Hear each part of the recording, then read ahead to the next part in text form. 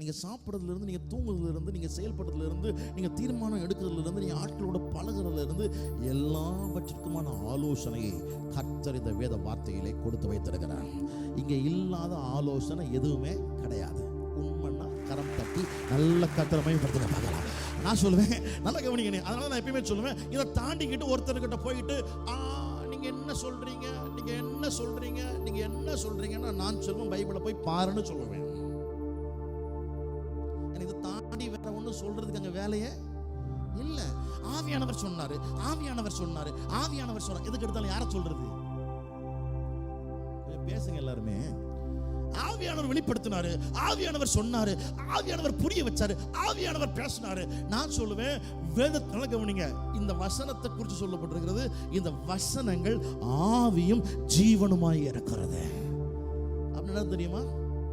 Spirit word. ஆமே, ஆதியிலே வார்த்தை இருந்தது, அந்த வார்த்தை தேவனிடத்தில் இருந்தது. அந்த வார்த்தை